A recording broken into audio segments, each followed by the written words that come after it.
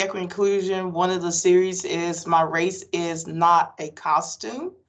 I want to make sure everybody understand this is a comfortable, welcome environment. I want to introduce our speaker. Speaker, can you please tell me your name?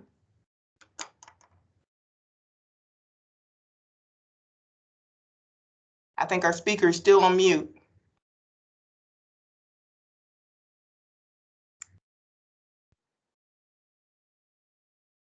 Gabriela Gonzalez. Oh, hey, how you doing? Can you please turn your camera on, please?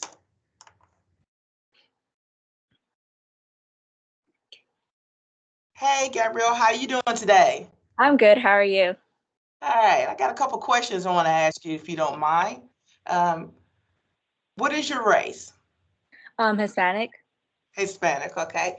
Do you get offended when you see someone dressed as your race or culture during Halloween? Um, I wouldn't say I get offended because it's like they're like representing our culture, but then sometimes at the same time it's kind of offending because it's like they're trying to be like us. Okay, all right. Thank you for sharing that. Um, what are other people have perception of you when they see you? Do anybody say anything negative towards you or anything like that when they see you, or what do you think they perceive you as? Well, I have noticed that here when I moved, in where I used to live was in New York. In that place, well, it's very diverse. There's like a lot of cultures, so you don't really see like a lot of people pointing you out or anything like that. When I moved here, I started to see people like looking at me differently, and I kind of felt like out of place. But I started to get used to it because I'm like, it's being like unique, I guess. And I've seen it in my family how sometimes people don't treat them well, and it's just like I want to stand up for them, and sometimes I do because like I don't like how they are treating my family or anything like that. But it's like a really good thing that being able to be from a different background. Okay, and when did you move to Henderson? Um, I made 1 year this year. Okay, it'd be 1 year. Okay, so you're newly here. Okay, what do you think about the racial tension that has been going on in the past several years? Has it changed your view or opinion of others? It hasn't changed. I have seen it with our old president. He pointed out the Hispanic people, but I still see how I see every other person equally. I wouldn't say that it has changed. So it has changed. Well, okay. All right. Trying to get, as a student, do you feel like Henderson Community College has provided a safe environment for you to learn while you're here? Because you say you just been here a year. Do you feel like it's provided a safe environment for you to learn? Yes, it has. The what the teachers like, they're there to make sure that you understand the material. Okay. All right. Do you think ACC is diverse with our student population, faculty, and staff here at the college? Because I know you said you're from New York, so it's a very different type of culture. So do you feel like that we're diverse in meeting your needs as a Hispanic student here? With the teachers and like the school and everything, yes. Okay. Um, Anything you would like to see change while you're a student here at the Henderson Community College? That I could think of right now, no. You can think of. Okay, share some of your things you would like to change in today's society. um how people treat each other, like make sure that everyone is treated equally, not just one more than the other or like that, like the same. Okay. Well, can you share me some more about your culture so I can understand more about your culture, your viewpoints, or things that you do? We have some students on this call. We have some faculty and staff on this call. So can you just elaborate a little bit more about your culture? Yeah, there's actually an event coming or tradition coming close. It's called Dia de los Muertos. I think I've seen it around. Um, I heard that they're doing it at the Central Park. We usually, as in being Mexican, they do celebrate that. I've been part of it because my grandparents sometimes they celebrate it. Um, I would say that for my like background, it's very like there's so many things to go with it. I'm not sure how to explain that. What kind of, unlike me, what is a day like? What's the day like during that time? How is that like? The type of things that they do there. Yeah. For that specific tradition, usually there's like little sugar skulls and then like bright colors, and then there's like a flower that is mostly seen for this tradition, which is the marigold in English, I think. And some of the type of things that they usually eat are the mole poblano dulce, which is a mixture of chocolate with spicy in it. And mole is usually known to be like spicy, but this one's a mixture for it. And then there's pan dulce, which is a sugar bread, and the calaveras dulce, which I mentioned. Now, with those traditions and everything, I think you said the sugar skull, the mat. Do you guys make those, or you buy them from the store, or what's the process to get that? Well, I know like my grandparents that are in Mexico, they do them because they put the altars and everything for the person that has passed away, and they make them. But since we're here in the United States, they usually just buy them because they're Okay, like where can ready. you buy the stuff from? I'm just curious. For that, I'm not really sure because like I don't know places like that, but I know there's a Mexican store here called the Medina store. There's that one, and I think there's another one where Goodwill is. Okay, all right. I might have to go in there and shop and just see and buy something like that. Any questions you got of me or the audience? Any questions today want to ask Gabriella?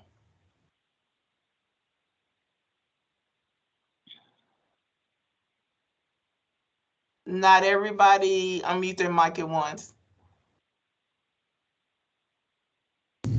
I can say with respect to one of the questions that you posed earlier for Gabriella, with respect to faculty and staff at HCC, I have noticed right away that we don't have anyone on the administrative side that identifies as Hispanic or Latino. So that could be one step that we as a college could take to kind of become more inclusive with regards to Hispanic Latino populations. So because I speak the language, but I'm not Hispanic, obviously. So more representation on that end, I think, would be helpful. Well, Jacob, why don't you go ahead and elaborate what's your current position here at the Henderson Community College? Well, I am the Hispanic Latino recruiter. So obviously my main goals are pertinent to increase enrollment, retention, but I've also do student engagement. I actually met with Gabriella earlier this week and another student and just try to help provide resources for them and the Hispanic Latino population on campus in general. Thank you for the information. Anybody else have any questions for Gabrielle? I'm not trying to make it short and sweet, but Gabriela, what part specifically could you tell them in Mexico does your family come from? Cerca de Oaxaca, no? Guerrero and Oaxaca. Oh, Guerrero, yeah. Mom's side is Guerrero and my dad's side is Oaxaca. Okay. And there are a total of 33 states in Mexico. Is that right? I really don't know that. Okay, so I think it's around 33. I'm not an expert on Mexican geography, but yeah. Gabrielle, I'm gonna ask you, are you the only child? I'm actually a first gen. I have other siblings. I only live right now with my other sister, but I have six more. I want to say, I think six. Yeah, I don't live with them. Okay. Do they currently live here or they live where you're from? Um, the sister that I'm living here, she's here in the Henderson County High School. How does she like going to Henson County High School? Because I graduated from there. It could be different times. Yeah. Um, she personally doesn't like it like that just because even though there's people there that joke around about our culture, she kind of gets offended from it and she gets home crying and saying, "Oh, they call me this and this, but they're just joking around." She's like, "But it's not a joke for me and it makes me like feel bad." And she's like, "Sometimes I go to the teacher and tell them and sometimes they're like they try and help about the situation." And I was like, well, if anything like that happens, then me and my parents could go there and just like tell the teachers like what's going on so that they make sure that nothing happens to my sister or anything like that. Well, I'm glad she's speaking up for herself and also letting the teachers know that what's not okay, um, what's going on, what they say to her. So I really appreciate her doing that, and the administration there at the high school as well is taking those actions. Anything you would like to add that we can do here for future students that's coming here to the Henderson Community College or coming to this area? Um, well, I know how Jacob gave me a paper the other day with the English classes. I think that's a really like big step for people here that cannot speak English. Like they could go to those classes to be able to like learn from the English. So I Okay, don't that's good to know. And also, I know I'm just keep asking questions because I'm waiting for somebody else to ask questions and everything. When did you start speaking English? At what age? Okay, so even though I was born in New York, maybe like a few months when I was born, I was sent to Mexico, so Spanish was like my first language. When I got here and I came back, the English was hard for me to learn. They put me in ESL class. In those classes, they helped me to learn the English faster.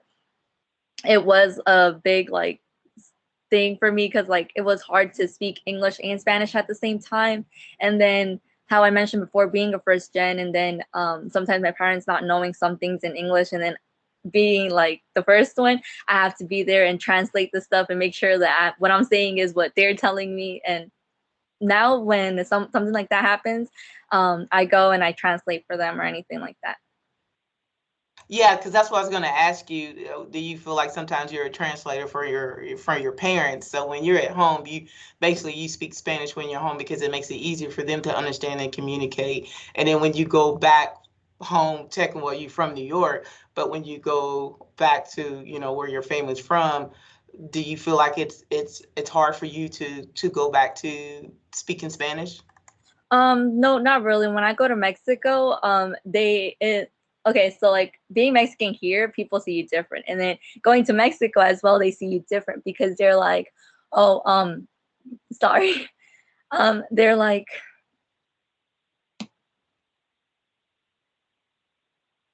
because you're from the US and you're seeing different here too. But when I go over there, I also speak Spanish. Yeah, that's something that you pointed out that I noticed talking to people. That's like when they go back to Mexico or whatever, even though I speak Spanish, they make it feel like I'm truly not Mexican or because I was born in the US as well. So thank you for pointing that out as well. Anybody else have any questions? Feel free to I have one unmute more. your mic. I have one more question for you, Gabriela. So I think a lot of people don't understand the difference between Hispanic or Latino, and uh, so you personally, could you perhaps enlighten some people a little bit about that difference? And then, with respect to your own identity, do you identify, I guess, here or back home, or Hispanic, Latino, Mexican, because they all mean very different things, right? So, how does that affect you? So I've heard that Hispanic is the people that are from like their country or something like that. I'm not so sure. And for Latin is the ones that were born here with Spanish parents. Can you correct me on that? I'm not so sure about that. Well, typically Hispanic refers to language. So someone that originates from a country wherein they speak Spanish, and Latino refers to geography. So someone that comes from a Latin American country. And of course, Spanish refers to someone from Spain, the country of the European nation of Spain. So that's a big thing that I think a lot of people don't realize. They just group Hispanic, Latino, but then people come from all different countries, Spanish-speaking countries from Central America, Latin America, and they could choose to identify as Hispanic or Latino or Colombian or Bolivian, Panamanian, Ecuadoriano, whatever it is. So I just think it's interesting that a lot of people don't take that into account. So yeah. Yeah, I didn't know that. Now that you're telling me now, it's like makes more sense. But how you said, I myself would identify myself as Mexican. Hi, my name is Stephanie.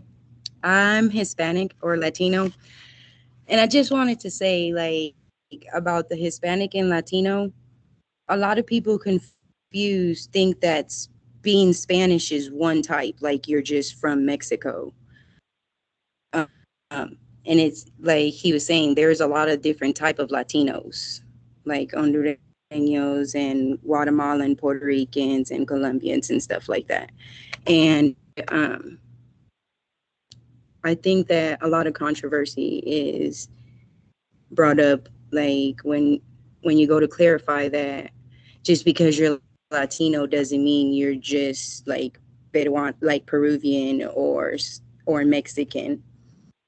Because my parents, like I have a Puerto Rican mom and my dad is Peruvian, so it's kind of like I don't just say I'm Peruvian or I'm Puerto Rican. I say I'm Latino. I'm a Latina. So. Thank you, Stephanie, because I see you on camera and I seen your facial expression, and I was going to call on you next. So do you want to enlighten us more of our conversation? Do you want to add to it? So thank you, Gabrielle, for your response, but go ahead, Stephanie, the floor is yours. I was born in Florida, but like my dad is originally from Peru. He was born in Peru. My mom wasn't born in Puerto Rico, but both of her parents were Puerto Rican, and I guess she was raised there as a child. And in Puerto Rico, they speak English and Spanish, so it's kind of like it's not a controversy when it comes to that in Puerto Rico. Now in Peru, it is because their first language is Spanish. Growing up in a household where most of my family that was around me came from Peru, which meant that I had to speak Spanish, was hard because I got put in ESOL classes, English as a second language. Because my dad will say sala, like living room, all the time, and I would think, oh, so let me go to school and say, sala, and everybody's like, what is that?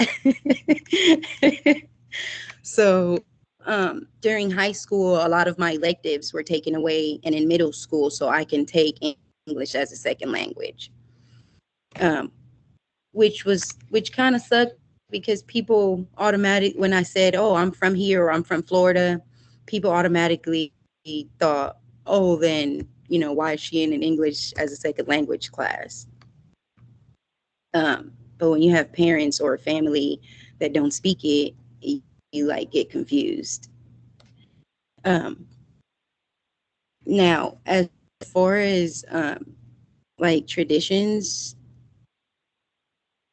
it was a big change me coming from Florida, because even in Florida is a lot different from here, because like it's a lot of different Spanish nationalities down in Miami. So coming up here and not like knowing nobody that spoke Spanish actually threw my Spanish off, because when I talk to my family, they tell me a lot. They're like, you need to get from up there. You forgot how to talk Spanish. So I think it's hard to carry, I guess, so many like different backgrounds because my dad's also Black. So it's I think it's hard, and I know that I received an email um, about the support that they have here for Hispanics, um, which honestly shocked me. Like I was like, wait a minute, this is actually a really. I felt very comfortable. Like it made me feel more comfortable about reaching out to different people here at the college because I've emailed. By now, I probably emailed like 4 or 5 different people. Um, And I think the comfort came from that first email saying, "Hey, there's a Spanish person here, or there's somebody here to support you." So I appreciate everybody that was involved in that. And also there is support to uh, in my office, underrepresented minority student as well. And you should have received an email from me as well at the beginning of the semester, welcome you to the campus. We'll look forward to sitting down and talk to you more about the service here at the Henderson Community College, what we provide as well, because we're all about academic success. But thank you for sharing that with me and with others. Anybody have any questions for Stephanie?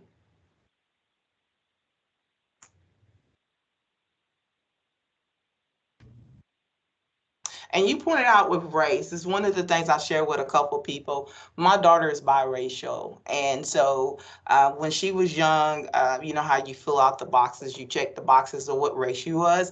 And she's like, Mom, I can't check just Black. She said, I am white, I am Black, and I am other. So have you ever done that before when they asked you to check what race you are? Do you check that? Gabrielle, that's a question for you as well if you're still on. Do you feel like when you have to check those boxes, they want to put you in a certain category when you're have multiple races? Have you done that before? Yes, I actually have, and I've been correct. Like somebody gave me my application back and said I need to. I actually left the ethnical and the race part. I left both of them blank, and she says you need to circle one of them, and I circled Latino or Hispanic, and she was like, no, you need to check one of the race. Well, what do I do if my mom's, she has white, Puerto Rican, Italian, and my dad's Black. So yeah, I actually had this conversation with my husband yesterday because he was like, I don't feel like I should have to put a race down. And I'm like, well, you don't, everybody's entitled to it. He said, I think it's like, I guess his whole life, they didn't really put Black because they feel like it was pointing them out, or, like you said, putting him into a specific category.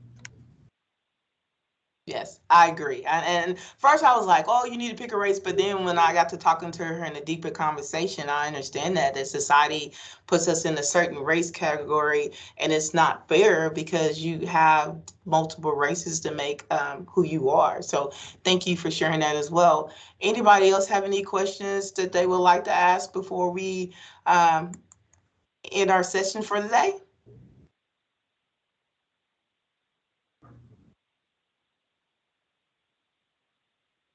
Well, I'd like to thank everybody for taking the time out of your day, and I appreciate it. Stay tuned for next week. We will have another My Race is Not a Costume, and everybody have a good day. You too. Thank you. All right, bye.